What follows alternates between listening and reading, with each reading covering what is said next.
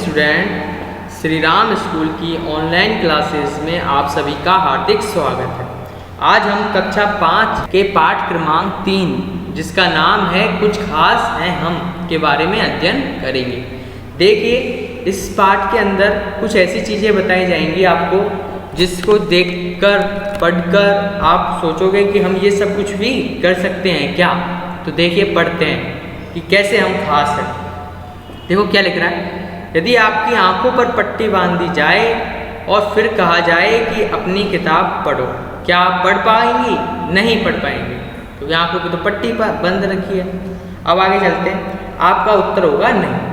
लेकिन दुनिया में ऐसे बहुत से लोग हैं जो देख नहीं पाते लेकिन पढ़ाई कर लेते हैं। बिल्कुल सही बात है। ऐसे बहुत सारे लोग हैं जो देख नहीं पाते लेकिन पढ़ाई कर लेते हैं। अब देखिए वो कैसे पढ़ पाते हैं, उसके बारे में अपन आगे देखेंगे। लेकिन दुनिया में ऐसे बहुत से लोग हैं जो देख नहीं पाते लेकिन पढ़ाई कर लेते हैं। ये पढ़ लिया अपन ने। अब आगे चलते हैं। हेलन केलर जो कि एक लेखिका थी, ठीक है, नाम है हेलन केलर। ये भी क्या थी? आंखों से नहीं देख सकती थी लेकिन एक लेखिका के रूप में जानी जाती है। ये हेलन केलर जो नाम बताया गया है, ये क्या आंखों से नहीं देख पाती थी लेकिन इन्होंने पढ़ाई की और एक लेखिका के रूप में अपने को प्रसिद्ध किया। अब देखिए, चर्चा कीजिए। ये कौन सा पॉइंट है? जो लोग देख नहीं पाते वे किताबों को कैसे पढ़ते होंगे? सोचा है आपने कभी? चलो सोचिए, पहले पढ़ लेते हैं फिर आप समझ जाओगे कैसे देख पाते हैं या फिर पढ़ पाते हैं। यह भी कीजिए। एक मोटे कपड़े के थैले में कुछ मिलती जुलती चीज़ें जैसे अलग अलग तरह के पेन, पेंसिल, स्केच पेन आदि रखिए। अपने एक साथी की आंख बंद कर अपना हाथ थैली में डालकर कोई एक चीज़ पहचानने को कहिए। बारी बारी से सभी साथी एक एक चीज़ का पहचानने का प्रयास करें। चर्चा कीजिए। बिल्कुल पहचान सकते हैं ना अपन। जैसे स्केल हाथ में आए तो पता चल जाएगा स्केल है, ठीक है। आगे चलते हैं। चर्चा कीजिए। आपने उन चीज़ों को कैसे कैसे पहचाना? बिल्कुल अपन ने उनको छूकर पहचाना। ये स्केल है, ये बॉल है, ये चौक है, ठीक है। इसी प्रकार से अब ये जो अंधे होते हैं जिनकी आंखें नहीं होती वो कैसे पहचानते हैं? वो भी छूकर ही पहचानते हैं। अब देखिए कैसे पहचानते हैं। आपने चीज़ों को छूकर पहचाना होगा। हमारे वे साथी जो देख नहीं पाते वे एक विशेष लिपि की सहायता से छूकर वर्णों को पहचानते हैं। इस लिपि को ब्रेल लिपि कहते हैं, ठीक है। अब ये आपसे पूछा जा सकता है कि ब्रेल लिपि किसे कहते हैं? कि जो बच्चे देख नहीं पाते और पढ़ना चाहते हैं तो उनके लिए एक लिपि बनाई गई है। उस लिपि का नाम है ब्रेल लिपि, जिससे छूकर हम अक्षरों को पहचान सकते हैं। आओ जाने ब्रेल लिपि के बारे में। अब देखिए, यहाँ पर ABCD के अल्फ़ाबेट दे रखे हैं, ठीक है, और उनके नीचे कुछ पॉइंट दे रखे हैं जिनकी साइज अलग अलग है सबकी। जैसे A के नीचे देखिए पहला पॉइंट बड़ा है और 5 पॉइंट छोटे छोटे हैं। इसी प्रकार B के नीचे देखिए 2 पॉइंट बड़े हैं और 4 पॉइंट छोटे छोटे। इसी प्रकार से A से लेके Z तक सारे के सारे पॉइंट्स, मतलब एक सबको अलग अलग नंबर दे रखा है जिससे कि पहचाना जा सके। इसे बोलते हैं ब्रेल लिपि संकेत। ये सारे क्या है? ब्रेल लिपि के संकेत। अब अपन पढ़ेंगे आगे कैसे पहचान सकते हैं। आगे चलते हैं। ब्रेल लिपि से हर अक्षर जैसे ABCD आदि Z तक के लिए विशेष उभरे हुए संकेत होते हैं, जैसा कि अपन ने चित्र में देखा। सबके लिए अलग अलग थे ना संकेत। आगे देखो चित्रों में इन्हें देख लिया अपन ने।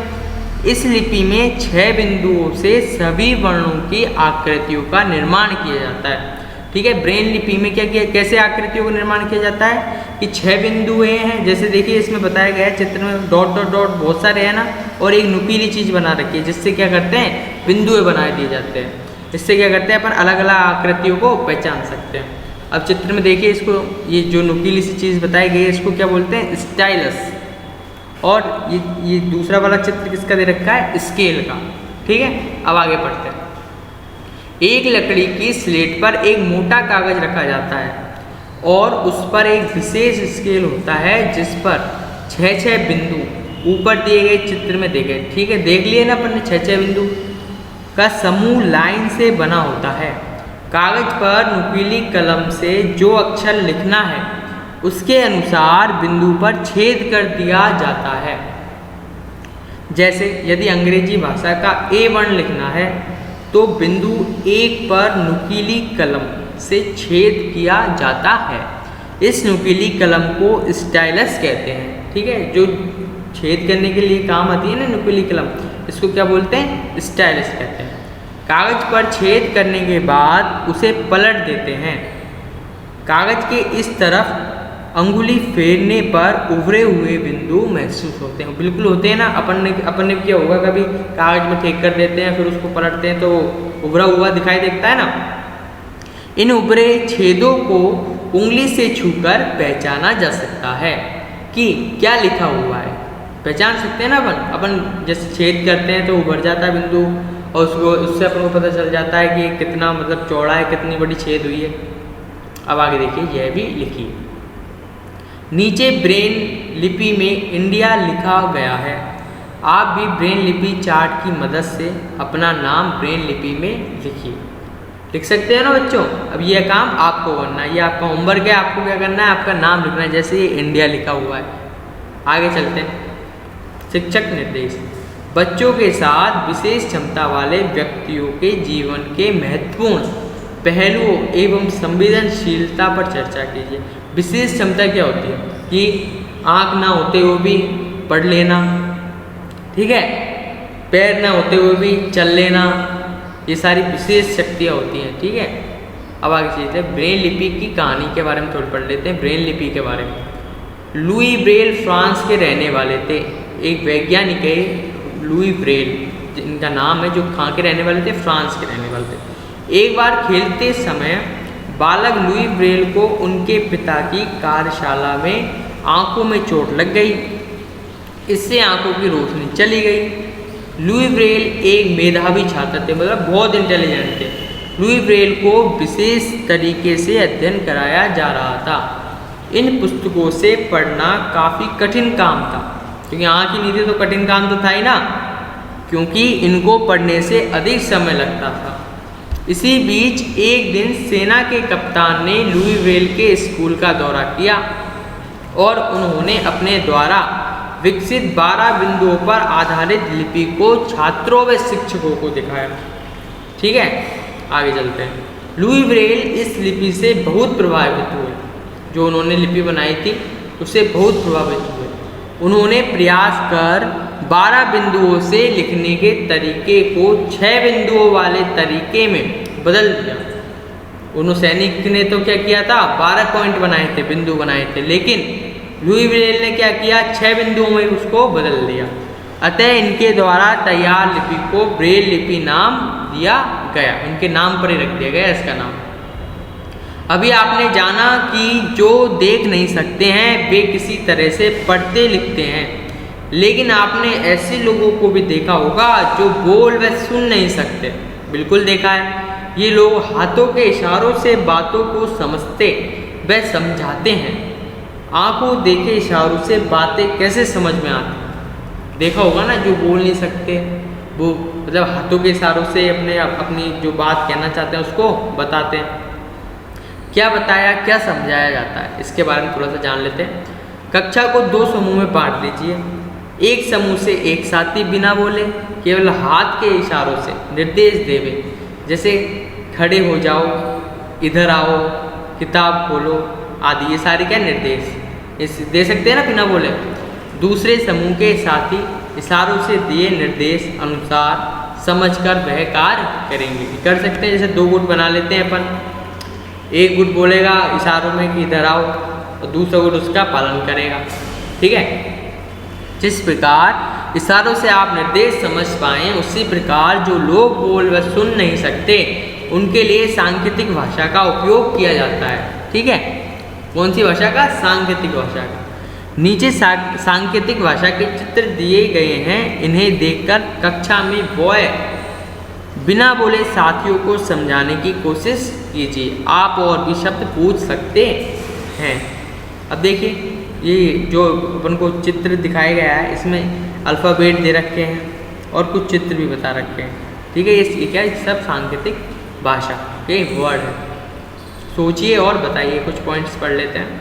यदि आपकी कक्षा में इस तरह के कोई साथी हो जो देख बोल नहीं सकते, चल फिर नहीं सकते, तो आप उनकी किस प्रकार से मदद करेंगे, ये आपको करना है।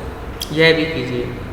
यदि आपके आसपास के विशेष आवश्यकता वाले बच्चे पढ़ने नहीं आते हैं तो उन्हें प्रेरित कर अपने साथ पढ़ने लाइए। भारत के मानचित्र में किन्हीं 4 राज्यों की सीमाओं पर मोटा धागा चिपकाकर अपनी आंखें बंद कर धागे पर उंगली घुमाते हुए अलग अलग राज्यों को पहचानने का प्रयास कीजिए, जैसे राजस्थान, गुजरात, जम्मू कश्मीर, केरल आदि। ये सब आपको करना है। आपके आसपास ऐसे कौन लोग हैं जिन्होंने शारीरिक अक्षमता के बावजूद सफलता अर्जित की है, ये भी आपको करना है। इन लोगों से बातचीत कर जानिए कि उन्होंने किस प्रकार संघर्ष किया, जो मतलब शारीरिक अपंग है उन्होंने। अब देखिए, सेरेब्रल पॉलिसी के बारे में जान लेते हैं थोड़ा सा। जी हाँ, सेरेब्रल पॉलिसी, क्या आपने यह नाम सुना है? यह एक तरह की बीमारी है। इसमें मरीज के हाथ, पांव व सभी अंग ठीक होते हैं परंतु वे ठीक से काम नहीं करते। इस बीमारी का कारण मरीज के मस्तिष्क का उनके अंगों पर नियंत्रण नहीं होता है, जैसे उनके सामने रखी किताबों को वे उठा नहीं सकते। ये बीमारी का नाम है।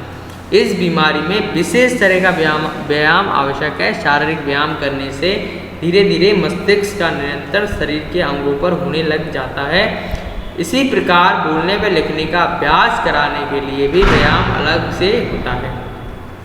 इससे धीरे धीरे व्यक्ति सामान्य होने लगता है। हालांकि वह हमारी तरह एकदम सामान्य गति से काम नहीं कर पाता, फिर भी काफ़ी हद तक सुधार हो जाता है। ठीक है बच्चों, ये शिक्षक निर्देश। यदि संभव हो तो दूरदर्शन पर प्रसारित होने वाले मूक बधिर के लिए समाचार को कक्षा में दिखाया जा सकता है। यह अपना पाठ खत्म होता है। यदि आपको इस पाठ में कोई समस्या हो तो कमेंट बॉक्स में कमेंट करें, हमारे चैनल को लाइक करें, सब्सक्राइब करें। बहुत बहुत धन्यवाद।